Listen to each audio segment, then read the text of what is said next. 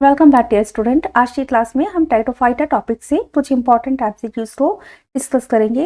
इन question से आपको ये एक आइडिया मिल जाएगा कि टाइटोफाइटा टॉपिक से किस तरह के क्वेश्चन कंपटीशन में पूछे जाते हैं। चाहे आप लैब असिस्टेंट की तैयारी कर रहे हो या पीजीटी बायोलॉजी की प्रिपरेशन कर रहे हैं या एमएससी एंट्रेंस देना चाहते हैं या फिर आप नीट की स्टूडेंट हैं, आपको एक बेसिक आइडिया मिल जाएगा टाइटोफाइटा टॉपिक से किस तरह के जनरली क्वेश्चन पूछे जाते हैं। तो चलिए हम स्टार्ट करते हैं। हमारा फर्स्ट क्वेश्चन है, संवहनीय अपुष्पोद्भिद पादप या बीज रहित संवहनीय पादप है। हमसे पूछा गया है कौन से ऐसे प्लांट्स हैं जिनमें वैस्कुलर बंडल या संवहन बंडल मिलते हैं लेकिन पुष्प का निर्माण नहीं होता। इस क्वेश्चन को बीज रहित संवहनीय पादप है इस तरह से भी पूछा जा सकता है। ऑप्शन है ब्रायोफाइटा, टेरिडोफाइटा, थैलोफाइटा या स्पर्मेटोफाइटा। तो यहाँ पर हम बात करें स्पर्मेटोफाइटा की तो ये ऑप्शन एलिमिनेट हो जाएगा क्योंकि ये बीजीय पादप होते हैं। इसी तरह थैलोफाइटा भी एलिमिनेट हो जाएगा क्योंकि इनमें वैस्कुलर बंडल नहीं मिलते। ब्रायोफाइटा भी एलिमिनेट हो जाएगा, इनमें भी वैस्कुलर बंडल नहीं पाए जाते। हालांकि अपुष्पोद्भिद होते लेकिन ब्रायोफाइट्स को असंवहनीय अपुष्पोद्भिद पादप कहते हैं। नेक्स्ट है टाइटोफाइटा। ये ऑप्शन यहाँ पर सही है। टाइटोफाइटा में संवहन बंडल मिलते हैं और साथ ही इनमें पुष्प का निर्माण नहीं होता।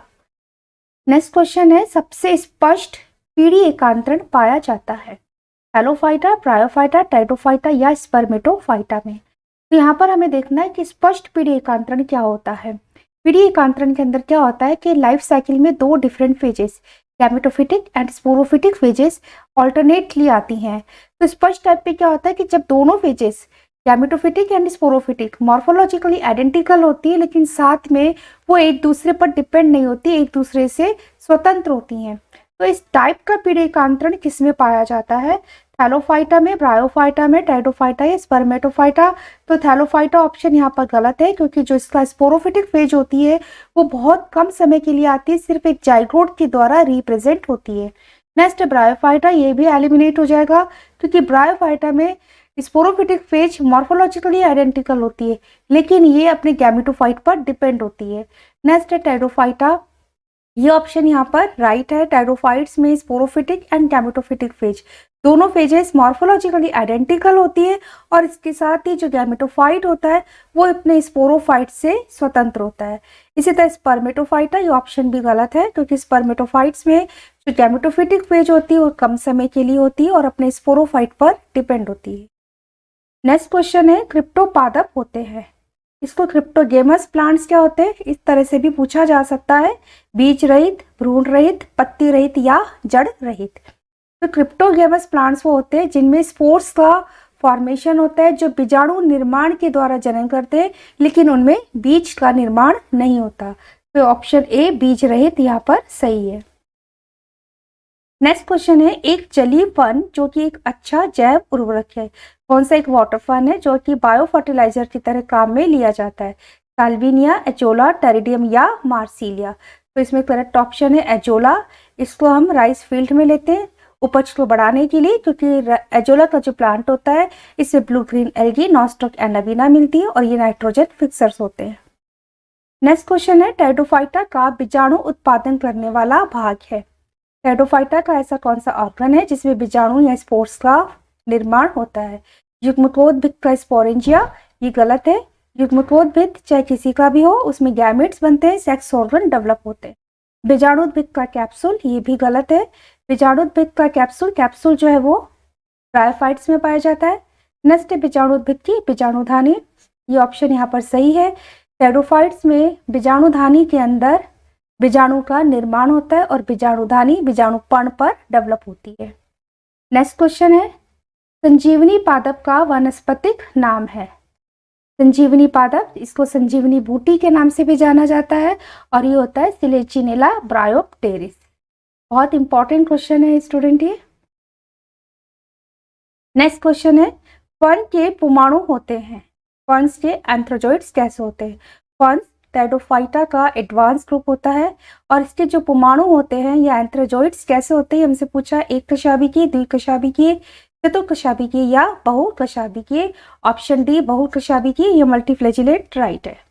नेक्स्ट है जिसमें बीजाणुपर्ण प्रकाश संश्लेषी होते हैं। ऐसे कौन सा प्लांट ग्रुप है जिसके बीजाणुपर्ण या स्पोरोफिल में फोटोसिंथेसिस की एबिलिटी होती है? अनावृत बीजी, आवृत बीजी, ब्रायोफाइट्स या टेरिडोफाइट्स?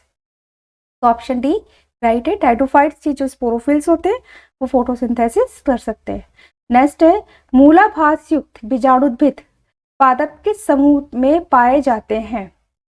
तो मूलाभास मीन्स राइजोइड्स किसके स्पोरोफाइट में मिलते हैं? ऑप्शन देख लेते हैं, ब्रायोप्सिडा, स्फिनोप्सिडा, सैकिडोफाइटा या साइलोप्सिडा। तो यहाँ पर ब्रायोप्सिडा एलिमिनेट हो जाएगा। ब्रायोप्सिडा में हालांकि राइजोइड्स मिलते हैं, लेकिन ब्रायोप्सिडा के गैमेटोफाइट में राइजोइड्स पाए जाते हैं। स्फिनोप्सिडा भी एलिमिनेट हो जाएगा क्योंकि स्फिनोप्सिडा के स्पोरोफाइट में राइजोइड्स नहीं जड़ें पाई जाती हैं। इसी तरह सैकिडोफाइटा ये भी एलिमिनेट हो जाएगा, ये जिम्नोस्पर्म प्लांट ग्रुप में आता है। सैकिडोफाइटा में भी जड़ें पाई जाती है। साइलोप्सिडा ये सही है। साइलोप्सिडा टेरिडोफाइट्स का लोअर ग्रुप है और साइलोप्सिडा में राइजोइड्स पाए जाते हैं। इसका हम साइलोटम प्लांट की स्टडी करते हैं। साइलोटम को जीवित जीवाश्म भी कहते हैं। नेक्स्ट क्वेश्चन है फर्न की शीशु पत्तियां तथा राइजोम को सुरक्षा प्रदान करते हैं। मूल को ब्रेमेंटा, जड़ें या पर्णाधार? फर्न्स या टेरिडोफाइट्स का जो एडवांस ग्रुप होता है, इसकी जो यंग लीव्स होती हैं, जब लीव्स डेवलप होती है तो इस तरह से वो सर्सिनेटली कोइल्ड होती हैं और लीव्स के ऊपर बहुत छोटे छोटे रोम जैसी संरचनाएं मिलती हैं, राइजोम पर भी मिलती हैं और इन छोटी रोम जैसी संरचनाओं को हम रेमेंटा कहते हैं। नेक्स्ट क्वेश्चन है फर्न्स में स्थायी जड़ें होती हैं, मूसला मूल, अपस्थानिक, कंदिल मूल या प्रकंद? तो फर्न्स की जो जड़ें होती हैं वो एडवेंटिशियस या अपस्थानिक जड़ें पाई जाती हैं। टेरिडोफाइट्स पादपों में अर्धसूत्री विभाजन होता है। टेरिडोफाइट्स की मुख्य पादप अवस्था स्पोरोफाइट होती है। स्पोरोफिटिक प्लांट है ये, यानी कि बीजाणुद्भिद। तो ऐसा प्लांट जो कि स्पोर्स या बीजाणु का निर्माण करेगा वो स्पोरोफाइट होता है। और ये जो बीजाणु होते हैं ये हैप्लोइड होते हैं, अगुणित होते हैं। अगुणित बीजाणु का निर्माण करने के लिए स्पोरोफाइट प्लांट में मियोसिस होगा। तो मियोसिस स्पोरोफाइट प्लांट में कहाँ पर होगा ये हमसे पूछा है। जैसे जाइगोट में, तो ये ऑप्शन गलत है क्योंकि जाइगोट डिप्लॉइड होते हैं, इनसे फिर भ्रूण बनेगा, भ्रूण से टेरिडोफाइट प्लांट्स का डेवलपमेंट होगा। नेक्स्ट है बीजाणु मात्र कोशिका, ये ऑप्शन सही है। बीजाणु मात्र कोशिका है, बीजाणुधानी में मिलती है, ये डिप्लॉइड होती है। इन बीजाणु मात्र कोशिकाओं में मियोसिस या अर्धसूत्री विभाजन होता है जिससे कि हैप्लॉइड स्पोर्स बनते हैं। युग्मक धानी ये भी गलत है, युग्मक धानी में युग्मक बनते हैं। एंड प्रोथैलस हैप्लॉइड होते हैं हमेशा और इसमें सेक्स ऑर्गन का डेवलपमेंट होता है, गैमेट्स प्रोड्यूस होते हैं। नेक्स्ट क्वेश्चन है विषम बीजाणुकता तथा चिबिका युक्त पत्तियां पाई जाती हैं। सिलेजिनेला में, टेरिडियम में, फुनेरिया में या रिक्सिया में? विषम बीजाणुकता या हेट्रोस्पोरी एक घटना है जिसमें प्लांट्स में 2 डिफरेंट टाइप्स के स्पोर्स बनते हैं। ऐसे स्पोर्स जो छोटे होते हैं उनको हम माइक्रोस्पोर्स कहते हैं या लघु स्पोर्स कहते हैं, और ऐसे स्पोर्स जो बड़े साइज के होते हैं उनको हम मेगा स्पोर्स या दीर्घ स्पोर्स भी कहते हैं। तो ये घटना जो है ये हेट्रोस्पोरी या विषम बीजाणुकता है। और साथ में जीबिका एक स्पेशल टाइप की स्ट्रक्चर है जो कि पत्ती के आधार पर पाई जाती जीव जैसी होती है। तो किसमें हेट्रोस्पोरी भी मिल रही है और जीबिका युक्त पत्तियां भी मिल रही है। ऑप्शन ए सिलेजिनेला राइट है। बहुत इंपॉर्टेंट क्वेश्चन है स्टूडेंट ये। सिलेजिनेला में स्पेशल टाइप की स्ट्रक्चर मिलती है, लिग्यूल कहते हैं इसको, जीबिका भी कहते हैं। नेक्स्ट क्वेश्चन है बीज प्रकृति का विकास सर्वप्रथम आरंभ हुआ। सिलेजिनेला समान पूर्वज टेरिडोफाइट्स में, सैलोटम समान पूर्वज पादपों से, जिम्नोस्पर्म से या मॉस पादपों से? बीज प्रकृति के विकास के लिए जरूरी है प्लांट्स में 2 डिफरेंट टाइप के स्पोर्स बने, एक microspores and mega spores. And साथ ही जो मेगा स्पोर्स हैं इनका अपने पेरेंट प्लांट पर रिटेन होना भी जरूरी है। तो ऐसे कौन से प्लांट्स ग्रुप होगा, प्लांट होगा जिसमें ये इवेंट मिला होगा जिससे कि फिर आगे जाकर जिम्नोस्पर्म है, एंजियोस्पर्म है, उनमें सीड हैबिट का डेवलपमेंट हुआ। तो यहाँ पर ऑप्शन ए सिलेजिनेला जैसे पूर्वज टेरिडोफाइट से सही है क्योंकि सिलेजिनेला में दो डिफरेंट टाइप के स्पोर्स बनते हैं एंड साथ ही मेगास्पोर्स का डेवलपमेंट जब पेरेंट प्लांट पर मेगास्पोर होता है वहीं से होना स्टार्ट हो जाता है। तो इसलिए ऐसा माना जाता है कि जो हायर ग्रुप्स हैं, जिम्नोस्पर्म्स हैं या एंजियोस्पर्म्स प्लांट्स हैं, उनमें बीज का विकास जो है सिलेजिनेला जैसे पूर्वज टाइटोफाइट से हुआ होगा। नेक्स्ट क्वेश्चन है, सिलेजिनेला किस गुण में जिम्नोस्पर्म से समानता दर्शाता है? मीन्स हमने देखना है ऐसे कौन से कैरेक्टरिस्टिक्स है जो सिलेजिनेला में भी मिल रहे हैं एंड जिम्नोस्पर्म में भी पाए जाते हैं। विषम बीजाणुकता में, संवहनी ऊतक में, शंकु में या उपरोक्त सभी में?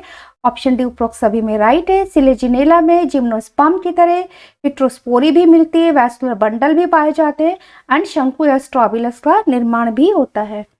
नेक्स्ट क्वेश्चन है, निम्न में से कौन सा पौधा पत्ती के अंतिम सिरे से प्रचारण करता है? बहुत इंपॉर्टेंट क्वेश्चन है बच्चों ये। मॉसेस, भ्रमण फंड, मार्केशिया या अंकुरण फंड पादप? सो ऑप्शन बी भ्रमण फंड यहाँ पर सही है। इसको आइडेंटम के नाम से भी जानते हैं और इसको वॉकिंग फंड के नाम से भी पूछा जा सकता है। नेक्स्ट क्वेश्चन है, बीजाणुओं द्वारा जनन करने वाले पौधे जैसे कि मॉस व फन किस सामान्य वर्ग के अंतर्गत समूहित किए गए? Cryptogams, phanerogams, angiosperms and sporophyte. तो मॉसेस एंड फंस दोनों को एक कौन सी कैटेगरी में रखा गया है? मॉसेस एंड फन दोनों में बीजाणुओं का निर्माण होता है लेकिन बीज नहीं बनते, तो इनको हम क्रिप्टोगैमस प्लांट्स भी कहते हैं। नेक्स्ट क्वेश्चन है, टाइडोफाइट्स के युग्मकोद्भिद होते हैं हृदयाकार, बीजाणुद्भिद पर निर्भर व लैंगिक अंग रखने वाले?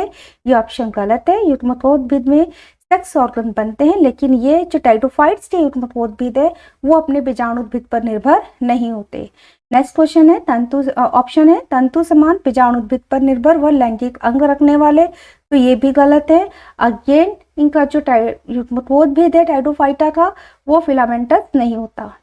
नेक्स्ट ऑप्शन, अल्पजीवी, थैलसनुमा, स्वतंत्र जीवी व लैंगिक अंग रखने वाले? तो ये ऑप्शन राइट है। जो टाइडोफाइट्स के गैमेटोफाइट होते हैं वो अल्पजीवी भी होते हैं एंड थैलोइड होते हैं, स्वतंत्र जीवी होते हैं एंड लैंगिक अंग रखते हैं, मीन्स सेक्स ऑर्गन इनमें डेवलप होते हैं। नेक्स्ट क्वेश्चन है हमारा, निम्न में से किस पादप को एडर्स का जीव फन या टंग फंग के नाम से जाना जाता है? साइथिया, मार्सिलिया, ऑफ्यूक्लोसम या एडियंटम? ऑप्शन सी एफ्यूक्लोसम राइट है। यहाँ पर बहुत ही इंपॉर्टेंट क्वेश्चन है, वेरी वेरी इंपॉर्टेंट क्वेश्चन।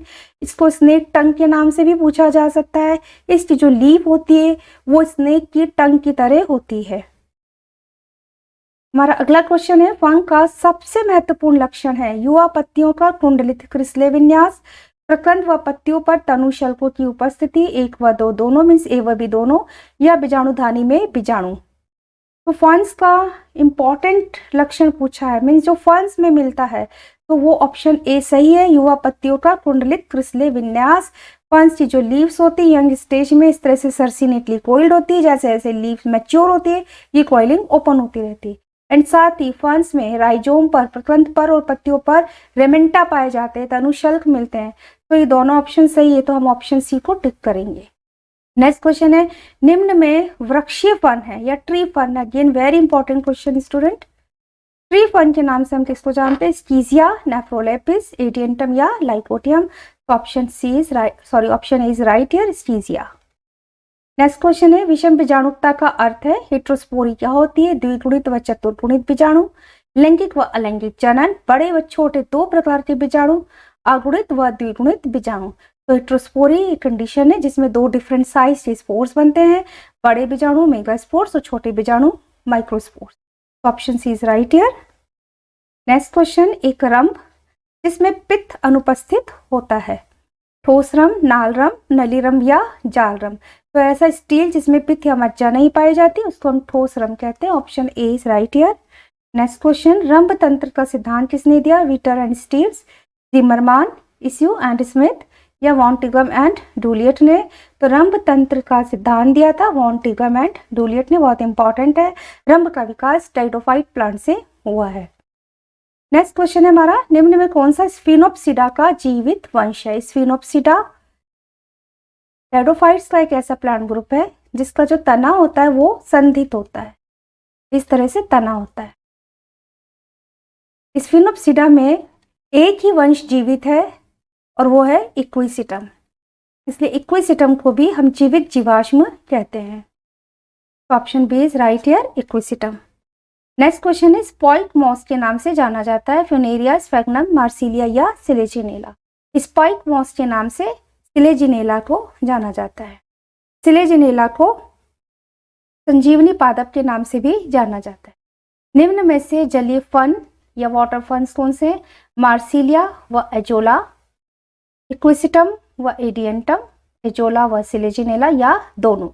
तो मार्सिलिया व एजोला ये ऐसे फंड्स हैं जो पानी में मिलते हैं, इनको हम एक्वेटिक फंड्स या वाटर फंड्स भी कहते हैं। So option A is right here. Next question है, निम्न में से किसमें स्पोरोकार्प का निर्माण होता है? स्पोरोकार्प एक विशिष्ट प्रकार की संरचना है जिसमें कि बीजाणुओं का निर्माण होता है। देखते हैं क्या ऑप्शन दिए हुए हैं, एडियंटम, मार्सिलिया, इक्विसिटम या पॉलीपोडियम। तो इसमें ऑप्शन बी राइट है, मार्सिलिया में स्पोरोकार्प मिलते हैं। मार्सिलिया में इस तरह का पिट्योल होता है, ये स्टिफ्रॉन्स हैं एंड पिट्योल के आधार पर एक विशिष्ट प्रकार की संरचना पाई जाती है जिसमें कि बीजाणु का निर्माण होता है, इसे हम कहते हैं स्पोरोकार्प। नेक्स्ट क्वेश्चन है, निम्न में से मृदा में खनिज के सूचक है कौन सा पादप ऐसा है जिसको हम मिनरल्स इंडिकेटर के रूप में जानते हैं? इक्विसिटम, एडियंटम, नीटम या मार्सिलिया। ऑप्शन ए यहाँ पर राइट है। इक्विसिटम को देखा गया है कि जहाँ पर गोल्ड की माइंस होती हैं वहाँ पर इक्विसिटम काफ़ी पाया जाता है और साथ ही इसकी सेल वॉल में सिलिका का हाईली डिपोजिशन होता है। नेक्स्ट एंड लास्ट क्वेश्चन, निम्न में से कौन सा टाइडोफाइट पादप है जिसमें इलेटर्स पाए जाते हैं? वेरी इंपॉर्टेंट क्वेश्चन स्टूडेंट, बहुत ध्यान से हमने ऑप्शंस पढ़ने हैं, देन आपने करेक्ट आंसर को टिक करना है। मार्सिलिया, इक्विसिटम, मार्केंशिया, बी व सी दोनों। तो इलेटर्स ब्रायोफाइट्स में मिलते हैं, जैसे कि मार्केंशिया में इलेटर्स पाए जाते हैं, लेकिन हमसे पूछा गया कौन सा टेरिडोफाइटा पादप है, हमें टेरिडोफाइट्स प्लांट्स को बताना है। तो ऑप्शन बी यहाँ पर राइट है, इक्विसिटम, इसमें इलेटर्स पाए जाते हैं। तो स्टूडेंट, आज की क्लास में हमने टाइडोफाइट टॉपिक से कुछ इंपॉर्टेंट एमसीक्यूज को डिस्कस करा है। एक बेसिक आइडिया मिलेगा हमें कि किस तरह के क्वेश्चन टाइडोफाइट टॉपिक से बन जाते हैं। मेरे चैनल को यदि आपने सब्सक्राइब किया हुआ है तो उसके लिए आपका बहुत बहुत शुक्रिया। यदि आपने सब्सक्राइब नहीं किया है तो प्लीज़ चैनल को सब्सक्राइब करें, अपने फ्रेंड्स के साथ में शेयर करें। टॉपिक के रिगार्डिंग आपकी कोई क्वेरी है, कोई डाउट है तो उसके लिए भी आप मुझे मैसेज कर सकते हैं। साथ ही टाइडोफाइट्स से important members, morphology and anatomy को हम डिस्कस कर चुके हैं।